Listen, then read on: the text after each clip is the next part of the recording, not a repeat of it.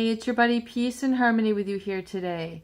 Zooming in on the covert narcissist relationship dynamics and really focusing on the role of the quote-unquote other person in the relationship. The one who feels essentially like the victim. The one who feels like the one who's been taken advantage of. The one who feels like they are perhaps codependent, people-pleasing to this person, and who have lost touch with an emotional intimacy with this person, have lost a feeling of connection with this covert narcissist, and feeling essentially like there's a void, a growing void or a disconnect in the relationship. And really, what can you do to empower yourself moving forward? How can you stop this perpetual cycle and, help reduce the divide that you are experiencing between the two of you? Realize that oftentimes a codependent mindset or approach to relationship could be a factor, if not a major factor, contributing to where you're at right now. So all we can really do is focus on what you can do to change and not necessarily changing the covert narcissist, because they're going to be the way that they are. Their relationship is going to remain largely intact. If you've noticed, the covert narcissist oftentimes is not accountable. They don't relate to any shortcomings. They don't feel like they can really relay any vulnerability to you, and so they really don't feel like they've done anything wrong, and so they're not apt to change. They're not apt to. They might modify perhaps themselves a little bit, but really in terms of really making that emotional connection, a true narcissist really feels very self-important and really lacks empathy. So they don't have the degree to change really that perhaps, yourself as the other person, the support person, the codependent per se, or the people pleaser. So really looking at, what could be your involvement in the relationship and what could you do to change to help make the dynamics a little bit healthier and a little bit more fulfilling for you. We'll realize that maybe people-pleasing or being subservient, being, constantly super nice to this person, is perhaps getting in the way or keeping you stuck. It's keeping you blocked.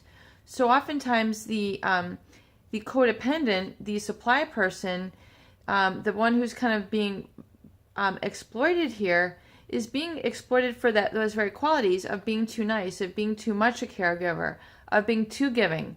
The giving button is always on, and they're not able to really receive in the relationship, so it's become habitual.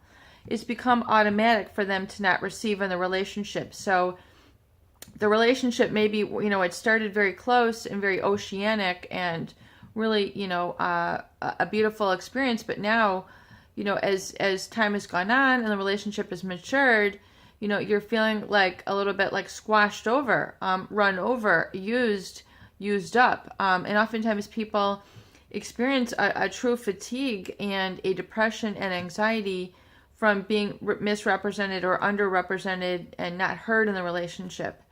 So, what things can you change to help change that dynamic? One, let's look at that people-pleasing approach that you have now become habitual, become part of your identity, become part of your role, become part of your blueprint in that relationship. Realize, that you have the power to change yourself and not necessarily the covert narcissist. So how can you perhaps change some of that people-pleasing habitual cycle? Using the role of metacognition and becoming aware of the fact that you've essentially laid down yourself, laid down your life for this person, kept them front and center, kept them pivotal in all your decisions, kept them pivotal, meaning very in the center, with one foot basically on them and then one foot in your life. So you only have like one foot in your life, if that makes any sense. If you know like about basketball, you have to keep one foot in one place and then you can kind of pivot, meaning you've got to keep one foot down and then the other foot is allowed to move, but you're really kind of stuck. You're really kind of, not mobilized. You're not liberated. And I think the true craving of the supply, the person who is involved with them, is that they're craving for that liberation, that freedom to live like they do, which is just being themselves, living without fear, without guilt, and not being inhibited to pursue their needs, feelings, wishes, desires, dreams, without remorse, without regret. So realize perhaps that people pleasing, being too nice to them, is not getting you anywhere, and it's keeping you stuck in that pivotal role. So you need to take your foot out of that and really start to create a little bit new track for yourself in this relationship. So you're not always pivoting around them. You're not always putting them front and center. You're not always being super nice. You're now taking steps to take care of yourself. So you're pulling back and declaring your own boundaries. And you're just no longer being just manipulated by their needs, but you're now have a locus of control within yourself.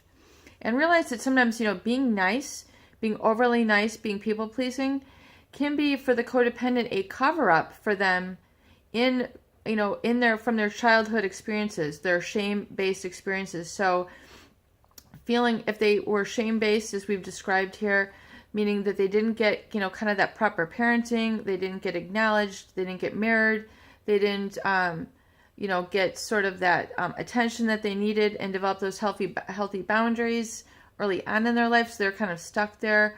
Realize that, that they perhaps, adapted by becoming a people pleaser to cover up that shame in order to just keep the family alive, just to keep everybody happy, to create some sort of role or position for themselves. So realize that perhaps that being overly nice is a reaction to that shame-based upbringing, and that you no longer need to be stuck in that mindset and in that role because you're an adult now and you have the tools and resources to become independent and don't need to resort to being overly nice. You don't need to resort to those people-pleasing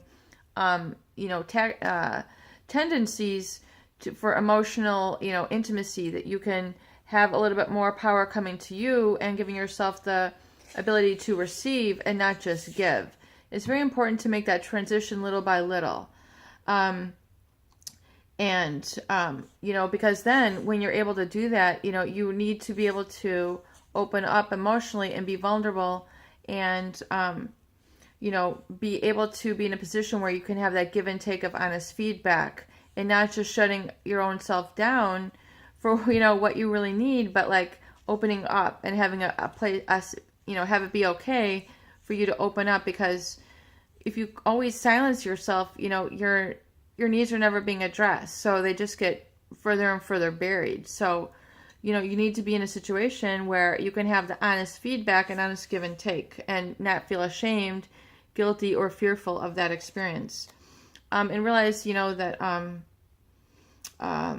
it essentially can get to a position where it's unreal, where you're not being true to yourself. You're not giving your authentic feelings. You're not able to relay your authentic, opinions on things because you're being shut down. So create it in a place where you're able to do that. And if you're not, you need to, develop and use some of the tools here and develop them for yourself so that you can get your feelings met, expressed and met. And if you're with a covert narcissist who's so severe that they can't listen to you, then you really seriously need to think and consider yourself and your position and what you need truly to be happy and fulfilled moving forward. And that might mean no contact and letting them go. Peace and harmony with you here today. I hope these videos do help. Please share and please subscribe for more great tools, videos, discussion, and support.